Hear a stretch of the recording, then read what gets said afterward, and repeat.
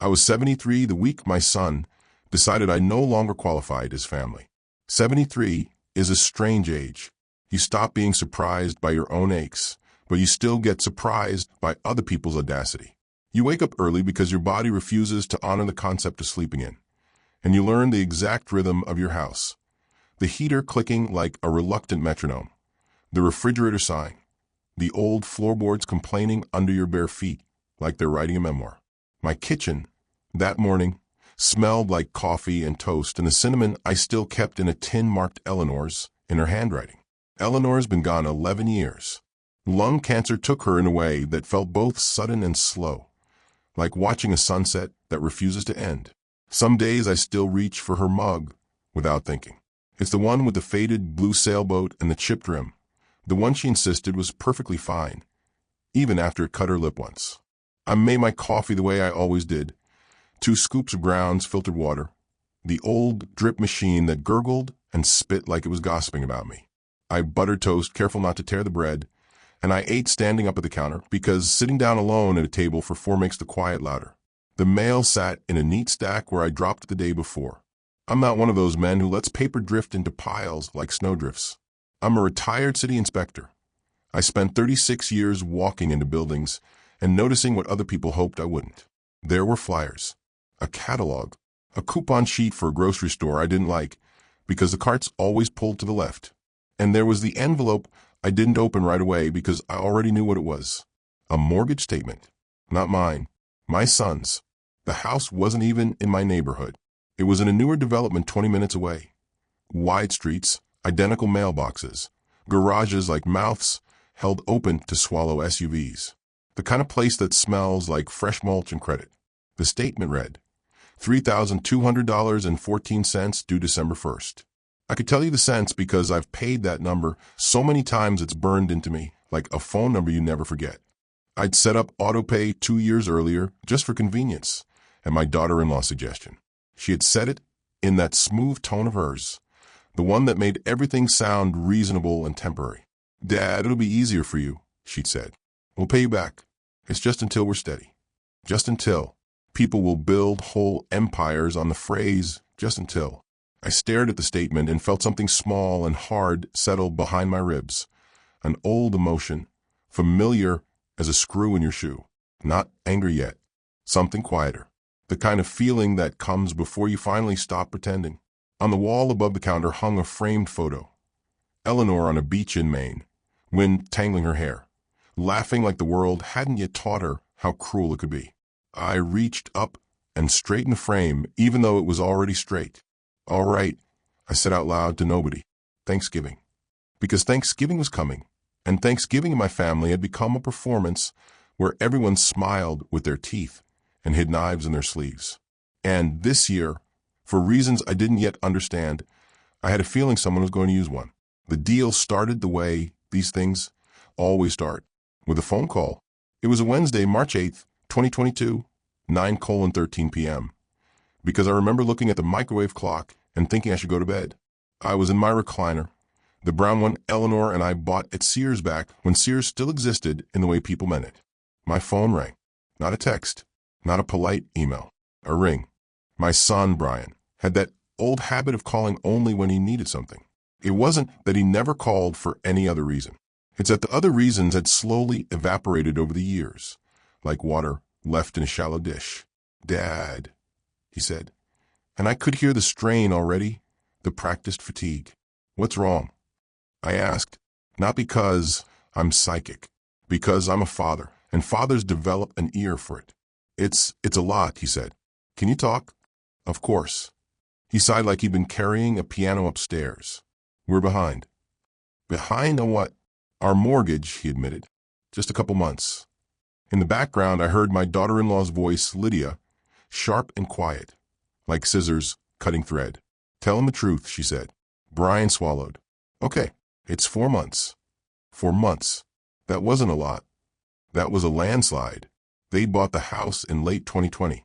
I'd helped with the down payment, $40,000, because Brian had called it an investment in the grandkids' stability, and I had swallowed that hook because I wanted to believe my money could buy them something better than my own childhood.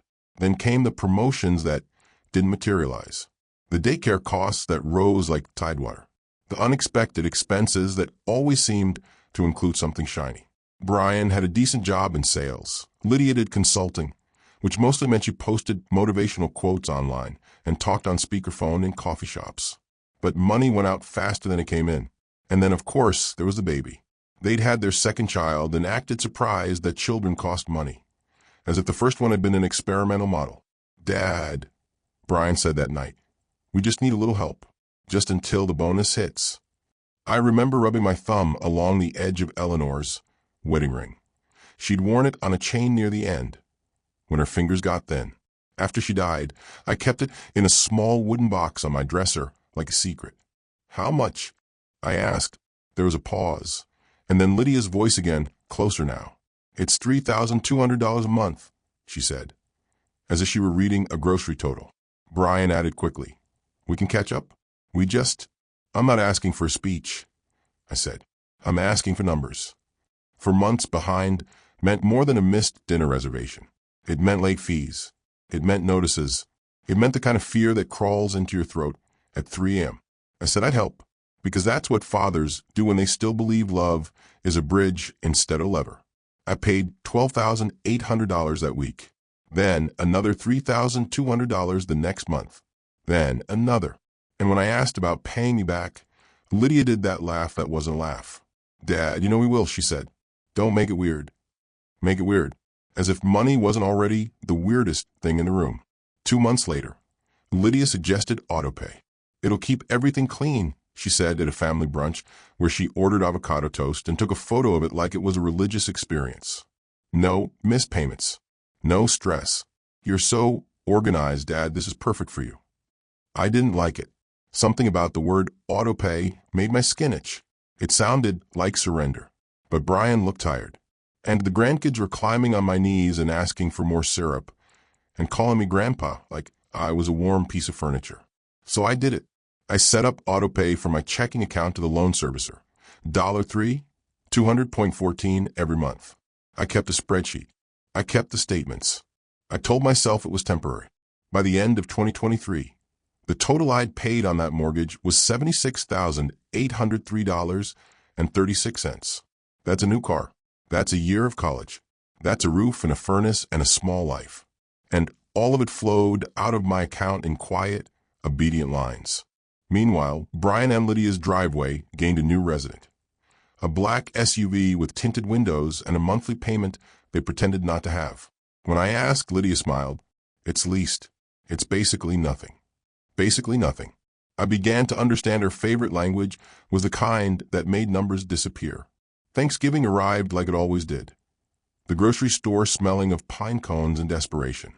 The aisles jammed with people fighting over cranberry sauce like it was gold. I baked 2 pies the night before. Eleanor's recipe. Pumpkin and pecan. I rolled the crust by hand because the store-bought kind tastes like regret. That morning I showered, shaved, and put on the sweater Eleanor used to like. Gray, a little worn at the cuffs. I stood in my bedroom and looked at myself in the mirror. My hair has gone almost fully white now, and my face has settled into lines that don't move easily. I practiced a smile anyway, because that's what you do when you're walking into a room where you know you're not entirely wanted. Brian and Lydia's house was warm and bright and aggressively decorated. Fake fall leaves on the mantel. Candles that smelled like harvest spice, which is a polite way of saying cinnamon punched you in the nose. The turkey was enormous, golden, and dry-looking at the edges. Lydia was wearing a cream sweater and those perfect leggings that somehow cost more than my electric bill. Brian hugged me, quick and distracted. "Hey, Dad." Lydia kissed the air near my cheek. "Hi, Dad."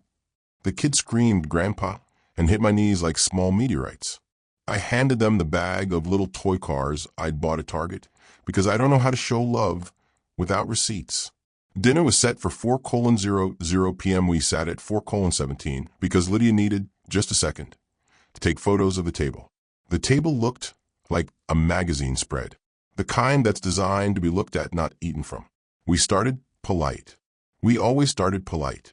The weather, the traffic, the grocery prices. Lydia did her thing where she complained about inflation while wearing a smartwatch that could probably pay my property taxes. Halfway through dinner, Brian's friend Mark, some coworker, made a joke about boomer parents and their endless money. Everyone laughed, not the kids. They were too busy smearing mashed potatoes like art. But the adults laughed. I smiled because it was easier than making a scene. Then Lydia said casually, "Dad, did you see the email from the HOA? They're raising dues again." I blinked. "Your HOA?" "Yes," she said. "It's ridiculous. They want another $40 a month for landscaping. Like we're made of money." Brian snorted. "Tell me about it." I took a sip of water. "Well, it's your house." The sentence landed oddly that Lydia's smile tightened. Brian stared at his plate like it had offended him. Then he looked up, and his eyes had that hard shine I hadn't seen since he was a teenager caught lying. He said loud enough for the table, "It is my house, Dad." I nodded. "All right." Lydia leaned back. "He means it's our home. We build our life here." I looked at my slice of turkey and thought about the autopay leaving my account every month like a loyal dog. "Sure," I said, "and I'm glad you have it." Brian's jaw worked. He took a drink of wine. He put the glass down too hard. Then, like someone flicking a switch, he said it. "You're not family anymore." Silence. It wasn't the kind of silence that feels peaceful. It was a kind that feels like the air is being held hostage. Lydia's eyes widened, but not with surprise, with something like relief. Like she'd been waiting for him to finally say it out loud. Mark's fork froze halfway to his mouth. One of the kids giggled confused, and Lydia snapped, "Eat your food." I set my napkin down slowly. My hands didn't shake. That came later in private. "What did you say?" I asked, calm enough to scare myself. Brian's face was red at the edges. "I'm just saying, this whole thing, you coming over, making comments, acting like you own everything." "I didn't say I owned." "You act like it," he cut in. "Like we owe you. Like you're some kind of landlord." Lydia laughed under her breath. God. The word landlord hit me like a slap because it wasn't entirely wrong. Just not in the way they meant. Brian continued, and his voice got louder, fueled by whatever resentment had been fermenting in him for years. "You don't get to hold money over us and still pretend you're family," he said. "Either you're family, or you're whatever this is." I looked around the table at faces that wouldn't meet my eyes. "Brian," I said softly, "I have never." He slammed his palm on the table. "No, I'm done. You always make everything about what you did, what you paid, what you sacrificed. Mom's gone, Dad. You don't get to use her memory like a credit card." There it was. Eleanor's name, used like a weapon. Something in me rose. Not a scream, not a sob. A cold, precise clarity. I stood up. My chair leg scraped the hardwood. Lydia flinched, and for a second she looked genuinely afraid. Not of me, but of the possibility that I might stop being useful. I picked up the pie container I'd brought. Pumpkin. Eleanor's recipe. I held it for a moment, then set it back down. "No," I said quietly. "Keep it." Brian stared at me like I was being dramatic. "Dad." I looked at her, really looked. The boy I'd taught to ride a bike. The teenager I'd bailed out of trouble. The man I'd been feeding money like medicine. I said, "Enjoy your dinner." Then I walked out. Behind me, Lydia whispered, "Finally," and Brian didn't follow. In my car, I sat with my hands on the steering wheel and watched my breath fog the windshield. I didn't cry. I just felt something inside me click into place. A father can take a lot, but a man eventually remembers he's allowed to stop. The next morning, I didn't wake up angry. I woke up focused. I made coffee. I ate oatmeal with a sliced banana because my doctor likes to pretend bananas can solve grief. I washed my bowl immediately. Then I sat at my kitchen table with my laptop and my stack of statements like I was preparing for trial. Because, in a way, I pulled up my bank account history. I opened my spreadsheet. I highlighted every mortgage payment in yellow. It looked like a crime scene. $3,200.14. $3,200.14. $3,200.14. Month after month. Then I pulled the loan servicer portal. Yes, I had the login. Lydia had helped set it up, which meant she'd also made sure my name was attached to everything that mattered. I clicked into payment history, and I felt my throat go dry. There were late fees, recent ones. There were gaps, weeks where my payment posted. Then another partial payment appeared from Brian's account and bounced. The escrow section had a warning symbol. I clicked it. Homeowner's insurance, lapsed. I sat very still. Insurance doesn't lapse by accident. It lapses when you don't pay it, or when the policy gets canceled, or when someone forgets because they assume somebody else will clean up. I called the insurance company. My hands were steady. My voice was not. After 20 minutes on hold listening to cheerful music designed to make you forget you're being ignored, a woman named Denise came on the line. Policy number? She asked. I gave it. She paused. That policy was canceled 63 days ago for non-payment. Non-payment, I repeated. Yes, sir. Who was responsible for paying it? It was set up for electronic payment through the homeowner's account. Meaning not mine. Meaning, Brian and Lydia had let insurance lapse on a house their children slept in. Well, I paid the mortgage like a fool. I thanked Denise and hung up. Then I called the county tax office. I gave the address. I waited. The clerk said, "There's a delinquent balance." How much? I asked. $6 for 17.22, she said, like she was reading the weather. Delinquent taxes, lapsed insurance, late fees, bounce payments. And yet Lydia had candles and a new SUV and leggings that cost more than my first car. I leaned back in my chair and stared at Eleanor's tin of cinnamon on the counter. Okay, I said aloud. Okay. I didn't call Brian. I didn't text. I didn't demand an apology. I called a lawyer. Her name was Marisol Vega. Eleanor's friend from church had recommended her years ago when a neighbor tried to pull something with an easement. Marisol had a reputation for being polite in the way a scalpel is polite, clean and effective. Her office smelled like lemon cleaner and printer toner. The waiting room had a bowl of mints that looked like they'd been there since 1998. Marisol shook my hand and looked me in the eye. Tell me what happened. So I did. Thanksgiving, the mortgage, the autopay, the insurance lapse, the taxes. Marisol listened without interrupting, taking notes. When I finished, she tapped her pen against the file. You're listed as the payer, but are you the lender? She asked. I swallowed. Yes, because that was the other piece Brian liked to ignore. When they bought that house, they couldn't qualify for the full loan they wanted. Brian's income wasn't enough. Lydia's consulting income was mostly vibes. So we structured it as a split arrangement, a bank mortgage for part and a private note for the rest, seller financing. Except the seller was me. I had lent them $185,000 as a second position note to bridge the gap, secured by a deed of trust. The payment on my note was rolled into the total. About $1,450 of that $3,200 came to me, and the rest went to the bank and escrow. And because they were family, they had convinced me to let the servicer handle it all as one combined payment. Clean, Lydia called it. Marisol's eyebrows lifted. Do you have the promissory note? I slid a folder across her desk. I don't throw away documents. I don't misplace things. That's for people who want plausible deniability. Marisol read. Her mouth tightened. This note has an acceleration clause, she said. It also requires them to maintain insurance and keep taxes current. They're in breach. My heart thudded once slow and heavy. So I started. You can issue a notice of default, Marisol said, and a notice of intent to accelerate. And if they don't cure, you can move toward foreclosure on your lien. Foreclosure. The word tasted harsh. But then I remembered Brian's face at that table. You're not family anymore. Marisol continued, calm and practical. Also, you can stop paying. Immediately. Autopay is voluntary. You're not obligated to keep saving them from their own choices. I nodded. My hands didn't tremble until I reached for my coffee later and realized I'd squeezed the paper cup so hard it had left ridges in my palm. Marisol looked at me. Do you want to do this? The question wasn't legal. It was human. I thought about Eleanor, about the way she used to say, helping is good, Harold. But don't let them hollow you out. I looked at Marisol and said, yes. And that's when the man I'd been before Thanksgiving, the man who kept swallowing things, finally sat down and shut up inside me. The other man stood up.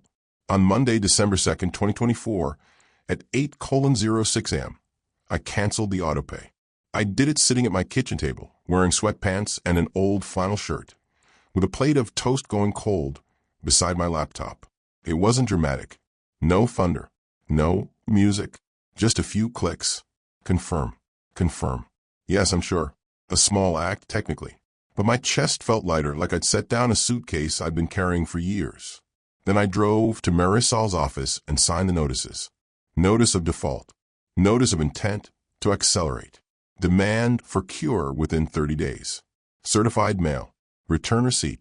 Marisol's paralegal, a young man with tidy hair, slid the envelopes into a tray and stamped them with the kind of finality people usually reserve for divorce papers. You want a process server as well? Marisol asked. Yes, I said. I want it done properly. Properly. That mattered to me. Not because I wanted to be cruel, because I wanted no wiggle room for lies. 2 days later, at 3:41 p.m., the process server posted the notice. I wasn't there. I didn't need to be. But the server sent a photo. The paper taped neatly to the front door, visible through the glass like a confession. And because neighborhoods like theirs are fueled by curiosity, it didn't take long. At 4:12 p.m., my phone rang. Brian. I let it ring twice before I answered. Hello, I said. What the hell is this? Brian shouted, no greeting, no pretense. I could hear Lydia in the background, shrieking like a kettle. It's a notice, I said. My voice was calm enough to sound like someone else's. You're trying to foreclose on us?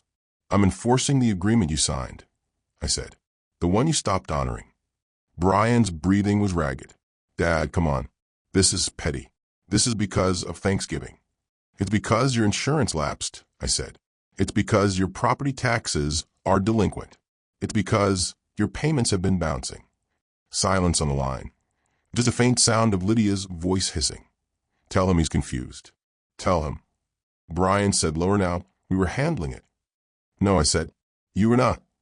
Lydia grabbed the phone. I could tell by the way the air changed. Harold, she snapped, using my name like an insult. You can't do this. I already did, I said. This is abusive, she said, and I almost laughed because the audacity had a kind of artistry to it. You're trying to control us with money. You told me not to make it weird, I said. So I'm not. I'm making it documented. She inhaled sharply. We have children here. Yes, I said. Children you left uninsured. Stop, she began. You said I'm not family anymore, I reminded her. So let's not pretend you're calling me because you miss me. Brian took the phone back, voice suddenly softer, the old manipulation tone. Dad, please. We'll fix it. We'll pay. Just don't do this. And there it was again. Just until. Just don't. I stared out my kitchen window at the bare branches of my maple tree. Eleanor used to hang bird feeders there. After she died, I kept feeding the birds because it felt like a small promise I could still keep. I'm not canceling the notice, I said. You have 30 days to cure. Brian's voice cracked, but not with grief, with anger leaking through fear. You're ruining us. I waited a beat. Then I said, no, Brian, I'm just not rescuing you anymore. I hung up before he could respond. My hands were steady, but my heart was doing that stupid old thing it does when you finally stand up for yourself. It hurt, even though you know it's right. That night, I ate leftover soup alone. I washed my bowl. I turned off the lights. I sat in my recliner and listened to my house breathe. For the first time in years, the quiet didn't feel like loneliness. It felt like peace with teeth. They didn't cure in 30 days. Of course they didn't. They tried everything else first. They sent long texts full of accusation and guilt. Lydia wrote paragraphs about trauma and boundaries, as if she'd discovered therapy language in a clearance bin. Brian left voicemails that swung between pleading and rage like a broken metronome. One message said, Dad, you're being manipulated by that lawyer. Another said, if you do this, don't expect to see the kids. And the one that settled like poison was the last. Mom would be ashamed. I played it twice, then deleted it. Not because it didn't hurt, because it wasn't true. Eleanor had a soft heart, yes, but she wasn't stupid. She could smell greed the way some people smell smoke. On January 9th, 2025, we went to mediation. The courthouse smelled like old carpet and disinfectant. The vending machines hummed in the hallway, offering stale chips and watery coffee. People sat on hard benches with folders in their laps, staring straight ahead like they were waiting to be judged by something larger than a judge. Brian arrived wearing a suit that didn't fit right, hair too carefully styled. Lydia wore a sharp blazer and a look that dared the world to question her. They didn't look at me at first. Then Lydia did. Her eyes moved over me like she was checking for weakness, tremor, confusion, anything she could use. I gave her nothing. In the mediation room, the mediator, a gray-haired man with tired eyes, opened with the usual calm voice. "We're here to find a resolution that avoids further litigation," he said. Lydia smiled, sweet and poisonous. "We want resolution," she said. "We're worried about Harold. He's not himself lately." There it was, the strategy. Paint the old man as unstable, confused, vindictive. Brian nodded solemnly like he was auditioning for sainthood. I didn't react. I just slid my folder across the table. Inside were printouts, payment history, insurance cancellation notice, tax delinquency statement. Screenshots of Lydia texting me. "Can you cover it again this month?" "We'll fix it next month, Red Hart." Marisol spoke for me, voice smooth. "Mr. Hart has been paying a combined monthly obligation of $3,200.14 for over 2 years. Total paid, $76,803.36. Additionally, he is the holder of a secured second position note in the amount of $185,000, with clear covenants regarding insurance and taxes. Those covenants were breached." The mediator's eyes moved over the documents. His tired expression sharpened. Lydia tried to interrupt. "We had a temporary." Marisol held up a hand. "The insurance lapsed for 63 days, she said.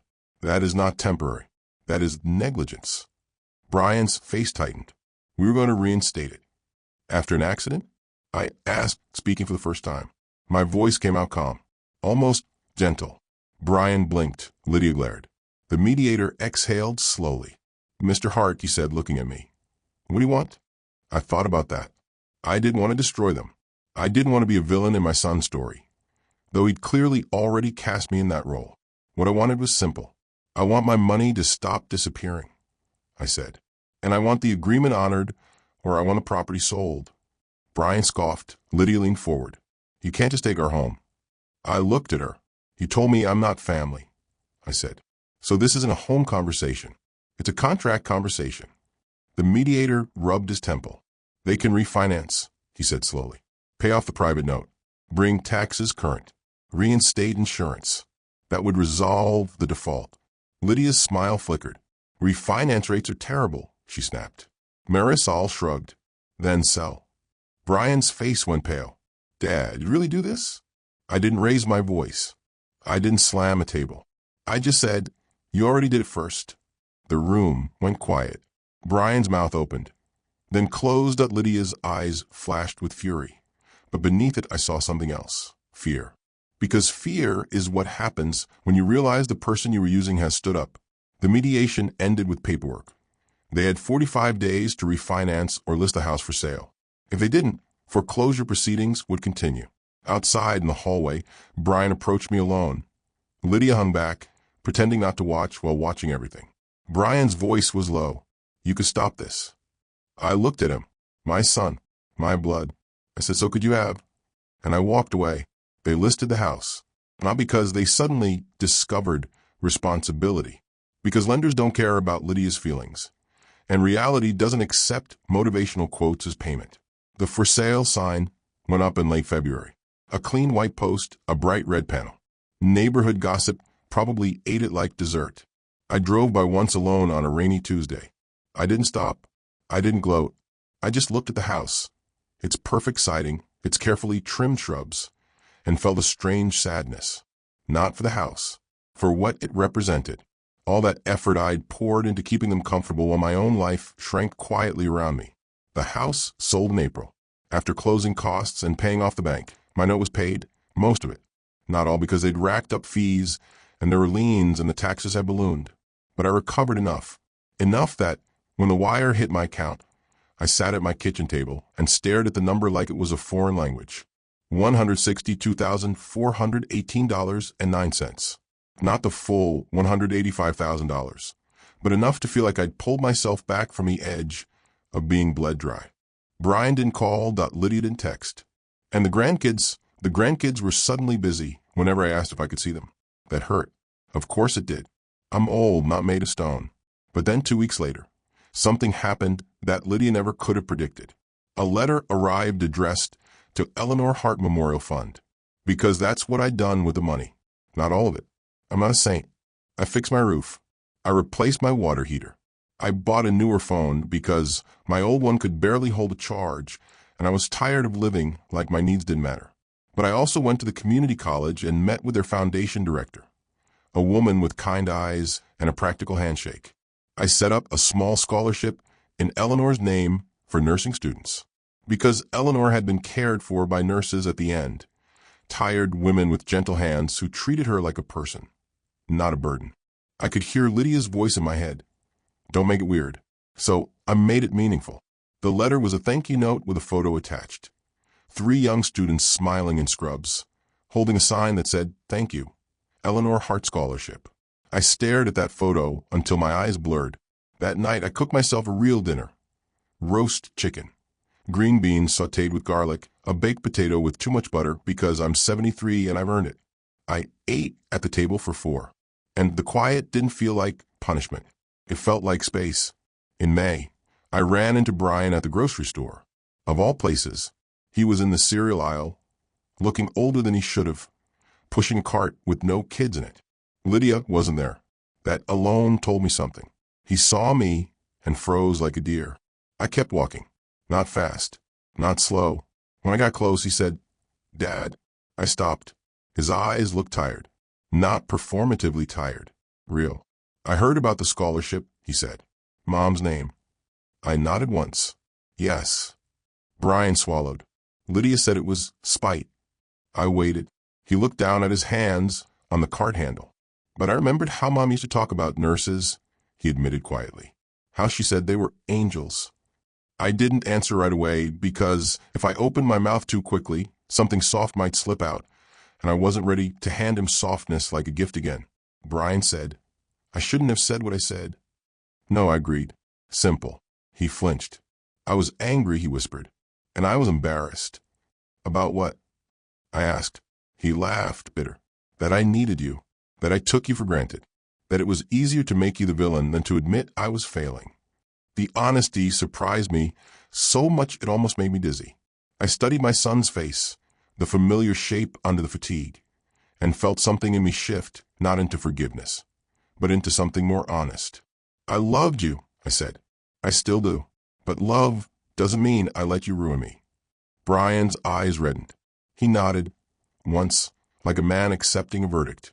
"I miss the kids," I added, "because I'm not above twisting a knife when it's deserved." He looked pained. "I know." I took a breath. "If you want them to know me, you'll make that happen. Not with threats, not with guilt, with effort." Brian nodded again. "Okay." He hesitated, then said, "Are we family?" I thought about Thanksgiving, about that sentence thrown across a table like a dish meant to break. I leaned in slightly and said quietly enough that it felt like a secret. "We'll see," I told him. "Family is something you prove." Then I put my cereal in my cart and walked away. At home, I made coffee and opened my laptop not to check autopay, not to rescue anyone, but to look at the scholarship fund balance and the thank you photo again. And for the first time in a long time, I didn't feel like a man being drained. I felt like a man who finally remembered his own name and refused to let anyone else spend it.